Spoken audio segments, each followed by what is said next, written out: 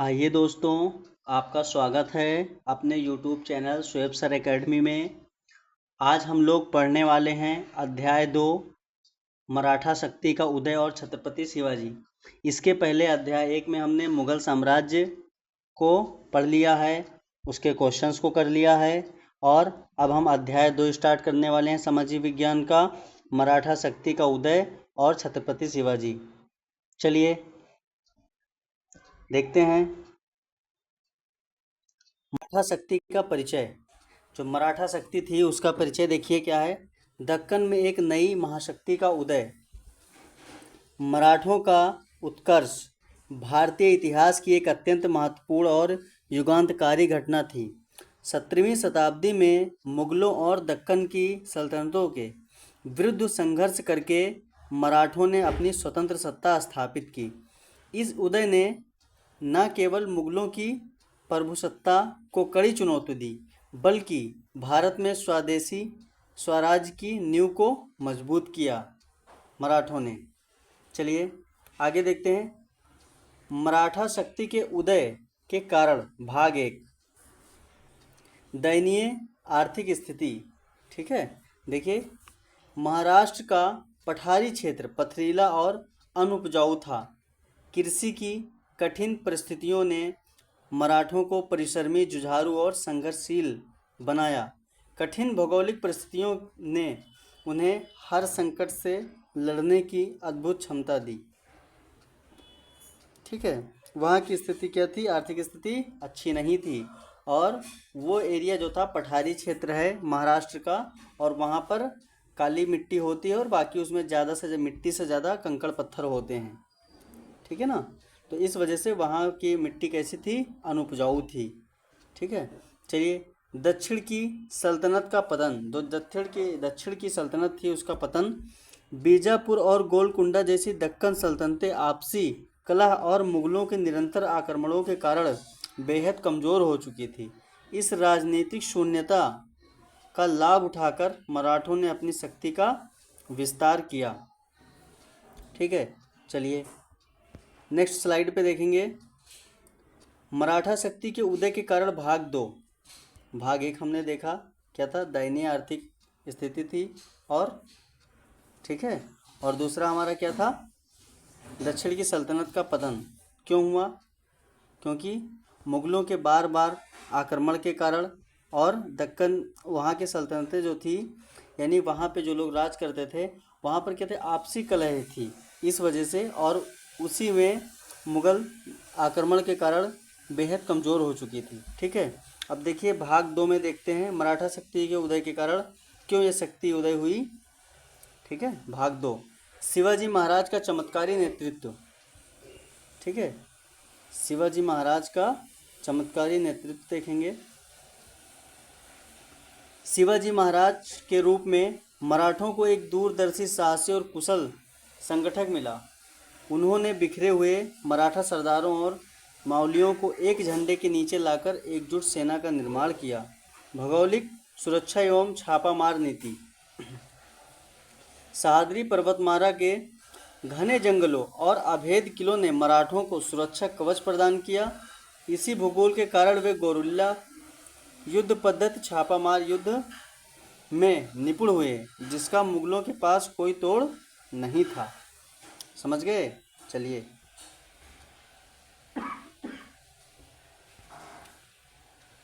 छत्रपति शिवाजी महाराज का परिचय।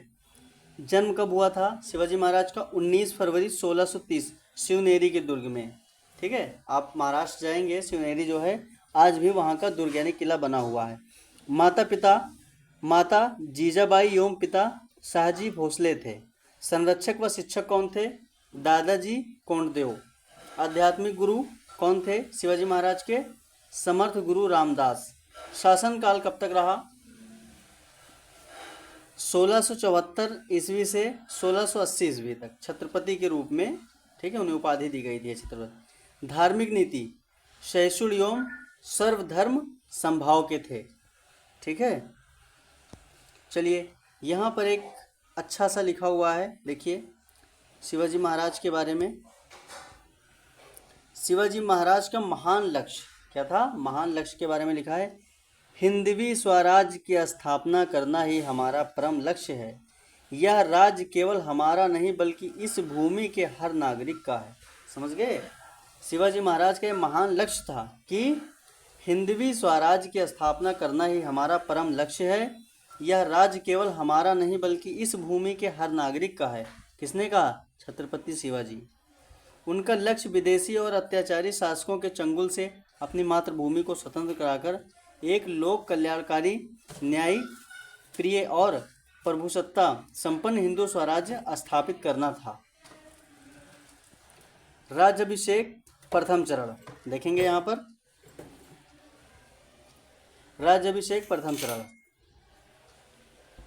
वैदिक राज्याभिषेक 6 जून 1674 को शिवाजी महाराज का पहला राज्याभिषेक रायगढ़ के अभेद किले में हुआ।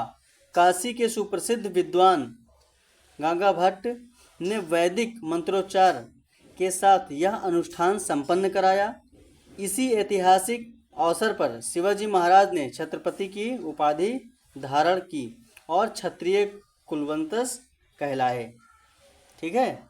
कब? जब इनका 6 जून 1674 को राज्याभिषेक हुआ है ना, तभी क्या कहलाए? छत्रपति शिवाजी महाराज। छत्रपति की उपाधि महाराज जी को मिली। राज्याभिषेक का द्वितीय चरण देखिए 2 चरणों में हुआ था। समझिए, राज्याभिषेक द्वितीय चरण लोकतांत्रिक विधि। लोकतांत्रिक विधि से राज्याभिषेक। प्रथम राज्याभिषेक के मात्र 11 दिन बाद ही राजमाता जीजाबाई का देहांत हो गया। इसे कुछ लोगों ने अशुभ माना, अतः राज्य की शांति और सुरक्षा के लिए 24 सितंबर 1674 को दूसरा राज्याभिषेक कराया गया। निश्चल पुरी गोसाई का नेतृत्व। यह दूसरा अनुष्ठान तांत्रिक पद्धति के महान ज्ञाता निश्चल पुरी गोसाई की देखरेख में संपन्न हुआ। इसने शिवाजी महाराज की सत्ता को धार्मिक और तांत्रिक रूप से पूर्ण वैधता प्रदान की। समझ गए? 2 बार हुआ था राज्याभिषेक, याद रखिएगा।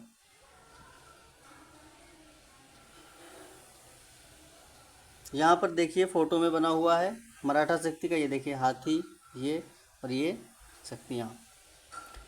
शिवाजी एवं अफजल खान का संघर्ष 1659। प्रतापगढ़ का ऐतिहासिक मिलन। बीजापुर की बड़ी बेगम ने शिवाजी को बंदी बनाने के लिए विशाल सेना के साथ अपने सबसे खूंखार सेनापति अफजल खान को भेजा। उसने धोखे से शिवाजी को मारने की योजना बनाई। बगनखे क्या होते हैं? हाथों में पहनने वाले बड़े बड़े उसमें लोहे के नुकीले नाखून होते हैं। ठीक है? उसको हाथ में पहन लिया जाता है, उसको बागनख बोलते हैं। का प्रयोग किया। मुलाकात के दौरान अब अफजल खान ने शिवाजी को गले लगाकर दबाना चाहा, तो चतुर शिवाजी ने अपने छिपे हुए बागनखों से उसका पेट फाड़कर वध कर दिया। ठीक है? जैसे पुराने टाइम में होता था, प्राचीन समय में वध कर देते थे राक्षस लोगों का। चलिए, मुगलों के संघर्ष एवं शाइस्ता खान 1663।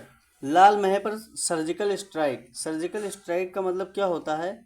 बहुत ही गोपनीयता से और बहुत ही सटीक तरीके से, है ना, बहुत ही सटीक तरीके से महल में प्रवेश कर जाना या फिर हमला करना।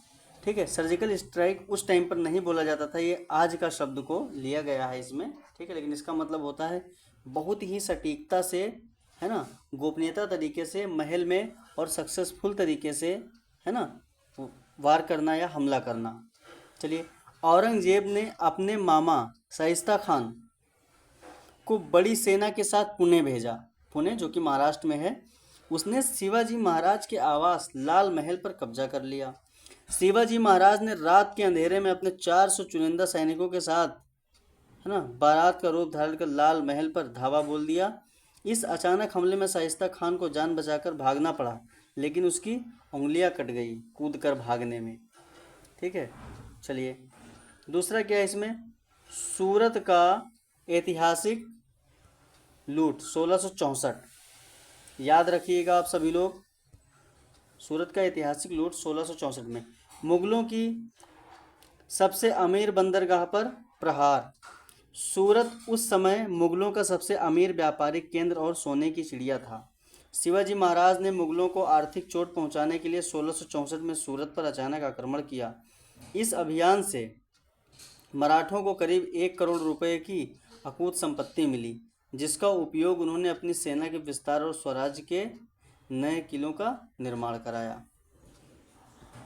पुरंदर की ऐतिहासिक संधि आप सबने सुनी होगी, ठीक है। पुरंदर की ऐतिहासिक संधि, पुरंदर की ऐतिहासिक संधि कब हुई? 1665 में। मुगल सेनापति मिर्जा राजा जय सिंह और शिवाजी महाराज के बीच संधि। प्रमुख बिंदु, किले वापस करना। संधि की मुख्य शर्तें क्या थी? प्रमुख बिंदु, किले वापस करना। शिवाजी महाराज को अपने कुल 35 जिलों में से 23 किले मुगलों को सौंपने पड़े, ठीक है ना, 35 में से 23। राजभक्त का वचन, शिवाजी के पुत्र संभाजी महाराज को मुगल दरबार में 5000 का मनसबदार बनाया गया, ठीक है। सैन्य सहायता, मराठा सेना बीजापुर के विरुद्ध मुगलों को सैन्य सहायता प्रदान करेगी, ठीक है। ये पुरंदर की संधि है। बिल्कुल इन तीनों बातों को गांठ बांध लीजिएगा। फिर देखिए, आगरा का आगमन एवं साहसिक पलायन। आगरा का आगमन एवं साहसिक पलायन 1666 में हुआ, ठीक है। जय सिंह के आश्वासन पर शिवाजी महाराज औरंगजेब से मिलने आगरा दरबार पहुंचे, लेकिन औरंगजेब ने उचित सम्मान न देकर उन्हें तीसरी श्रेणी में मनसबदारों के पीछे खड़ा कर दिया।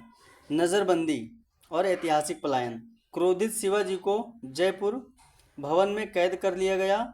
शिवाजी महाराज ने बीमारी का बहाना बनाया और बीमारों व गरीबों के लिए बांटे जाने वाली मिठाइयों और फलों के बड़े टोकरों में छिपकर अपने पुत्र संभाजी के साथ सुरक्षित रूप से निकल भागे, ठीक है।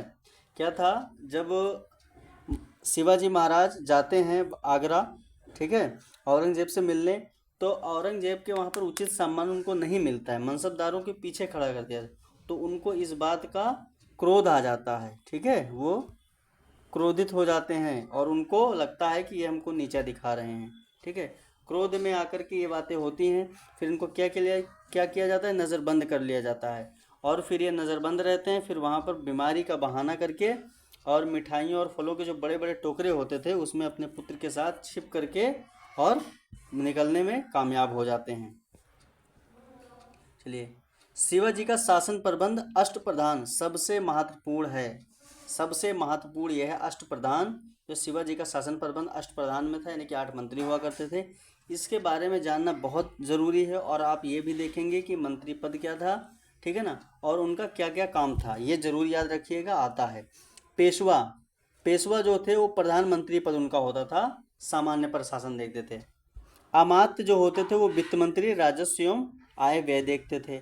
सर ए नौबत जो होते थे वो सेनापति हुआ करते थे, ठीक है ना। उनको क्या होता, सैन्य भर्ती व संगठन को संभालना होता था। नंबर 4, सचिव या शुरूनबीस शाही पत्राचार व राजकीय आदेश, समझे, शाही पत्राचार व राजकीय आदेश को संभालते थे। मंत्री पद देखिए, सुमंत या दबीर जो बोला जाता था, संभाला जाने वाला विभाग कौन सा? विदेश मंत्री का, यानी विदेशी मामले को सुमंत दबीर जो होते थे वो पहले संभालते थे। वाक्यान्वीस गृह मंत्री, खुफिया व सूचना के बारे में गृह मंत्री देखते थे, है ना। फिर पंडित राव जो हुआ करते थे वो धार्मिक व दान विभाग का प्रमुख, है ना, अधिकारी होता था, वो देखता था। न्यायाधीश न्याय विभाग का प्रमुख होता था, ठीक है। तो इन 8 चीज़ों का आप देखिए स्क्रीनशॉट ले सकते हैं। स्क्रीनशॉट ले लीजिए आप सभी लोग, मैं ऐसा करता हूँ स्क्रीनशॉट ले लिया होगा और इसको याद रखिएगा आप सभी लोग। अब यहाँ पर देखेंगे आप प्रांतीय शासन, क्या है? प्रांतीय शासन व्यवस्था, यानी प्रांत यानी स्टेट, जैसे अपने हैं ना ऐसे। तो शिवाजी महाराज ने अपने विशाल स्वराज्य को सुचारू रूप से चलाने के लिए 4 प्रांतों में विभाजित किया था, जिसका प्रमुख सूबेदार उसका कौन होता था? प्रमुख कौन? सूबेदार या मामलेदार होता था। प्रत्येक प्रांत को परगनों और गांवों में बांटा गया था, ठीक है। फिर देखिए सुदृढ़ सैन्य संगठन। शिवाजी की सेना के 3 प्रमुख अंग थे, कौन से? पागा यानी बरगीर, नियमित राजकीय घुड़सवार जिन्हें राज्य की ओर से घोड़े मिलते थे। शिलेदार, स्वतंत्र घुड़सवार जो अपने घोड़े स्वयं लाते थे। माउली, पैदल सेना, ठीक है ना। पहाड़ी क्षेत्रों में लड़ने वाली साहसी इन्फेंट्री, ठीक है। लगभग सारी चीज़ें हो गई। इन चीज़ों को बहुत ध्यान से आप रखिएगा। फिर यहाँ पर थोड़ा सा देख लेंगे आर्थिक बारे में कि आर्थिक चीज़ें क्या थी उस टाइम पे।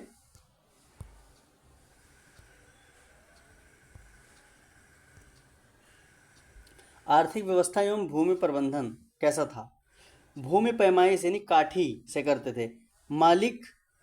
मलिक अंबर की पद्धति पर आधारित भूमि मापन के लिए रस्सी के स्थान पर मानक काठी, है ना, मेजरिंग स्टिक्स का प्रयोग किया गया। आज भी गांव में आप देखेंगे इसी को कट्ठा बोलते हैं, ठीक है। चौथ क्या होता था।